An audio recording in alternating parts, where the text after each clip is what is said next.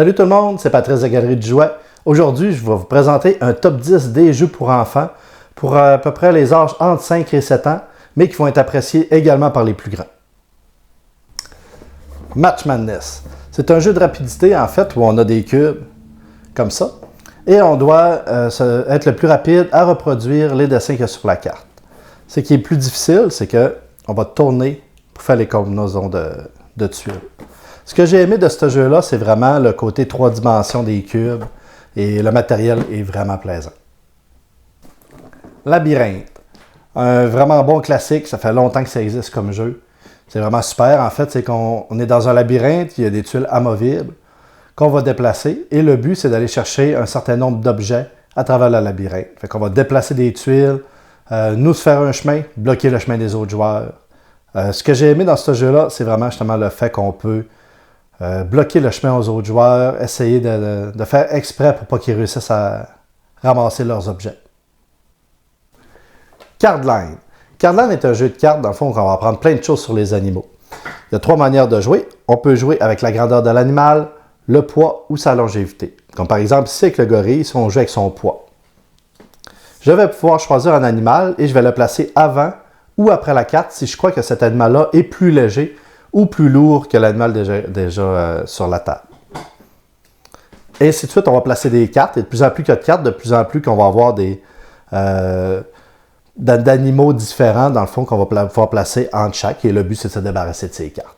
Ce que j'ai aimé de ce jeu-là, c'est vraiment des fois, on est surpris par exemple, la différence entre un moustique et une abeille. Il n'y a pas une grosse différence de poids à quel endroit qu'on le place. Fait que j'ai vraiment adoré ce jeu-là. Jungle Speed. Un classique dans les jeux de rapidité.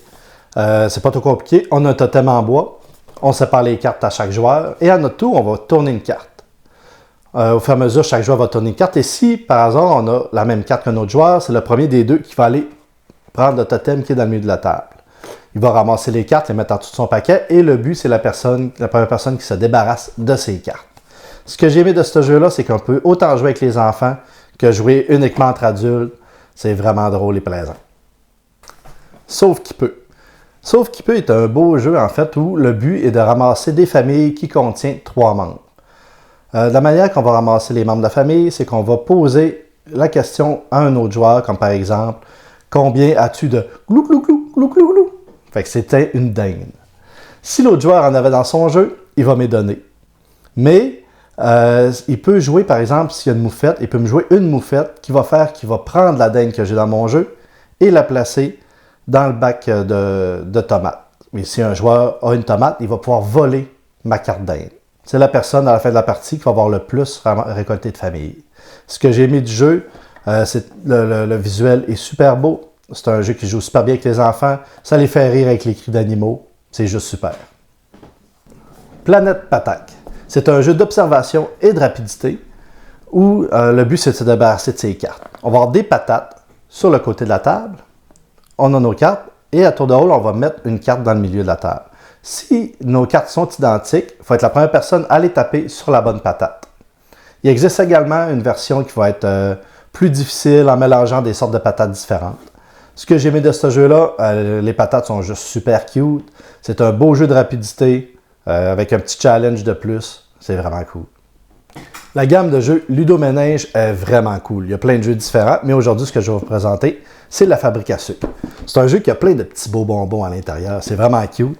Le but du jeu, dans le fond, c'est d'être capable d'être la première personne à se rendre en haut du plateau de jeu, en faisant 3 sortes de défis différents. Il y a des défis auditifs, il va y avoir des défis de mémoire visuelle et il va y avoir des défis de vitesse. En fait, c'est vraiment comme la confection de cupcake. Je pourrais dire, OK, fais-moi un cupcake au chocolat avec 2 jelly beans bleus, 2 jelly beans roses. Fait que l'enfant va devoir reproduire la consigne que je lui ai donnée. Ce que j'ai vraiment adoré de ce jeu-là, c'est qu'il y a 3 niveaux de difficulté différents. Fait qu'on va pouvoir jouer l'enfant et le parent. L'enfant va jouer avec la catégorie facile, le parent va jouer avec une catégorie plus difficile, fait que ça va être adapté pour les deux. SOS Dino. C'est un beau jeu, dans le fond, qu'on va jouer coopératif. Le but est de sauver les dinosaures et les œufs des volcans qui sont en éruption.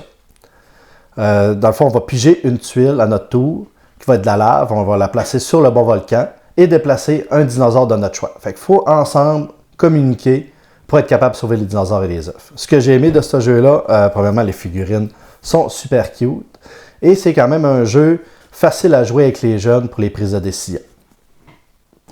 Taxi. C'est vraiment un jeu qui est merveilleux. En fait, on est un chauffeur de taxi et le but, c'est d'être la personne qui va reconduire en premier ses clients à des endroits différents sur le plateau de jeu. Les endroits sont secrets, fait qu'on ne sait pas qu'est-ce que les autres joueurs où les autres joueurs doivent aller. Et ce qui est plaisant dans ce jeu-là, c'est qu'on peut mettre des embûches aux autres joueurs. Par exemple, je le vois aller sur un chemin, je peux bloquer le chemin et il doit faire le tour ou mettre des sens uniques, etc. Ce que j'ai adoré du jeu, c'est vraiment le fait que les enfants vont avoir autant de plaisir que les enfants à jouer à ce jeu-là. Et on peut adapter la partie dépendant si on va jouer à 1, 2 destinations ou décider de faire 5 destinations. Zombie Kid. Vraiment un excellent jeu. C'est du coopératif et évolutif. C'est-à-dire qu'on va jouer ensemble contre le jeu. Le but, on est des étudiants qui sont dans une école et on doit être capable de repousser les zombies en allant barrer les portes. Fait que toutes les décisions se font ensemble. Le côté qui est vraiment particulier, c'est le côté évolutif. C'est qu'à la longue de jouer des parties, on va ouvrir des enveloppes. Ces enveloppes-là vont rajouter des règlements supplémentaires tout au long du jeu. On va avoir, je pense, 20 ou 25 enveloppes. Ce que j'ai adoré de ce jeu-là, c'est vraiment le côté coopératif, le côté évolutif, parce qu'on joue, on se dit, il me reste juste une partie, on ouvre une enveloppe, on se fait une petite dernière game, on est curieux de vouloir savoir qu'est-ce qu'il va y avoir par la suite. Tous nos jeux de notre top 10, enfants 5 à 7 ans, sont des classiques indémodables qui se trouvent dans nos 6 boutiques et sur notre site internet. Merci beaucoup, passez une belle journée.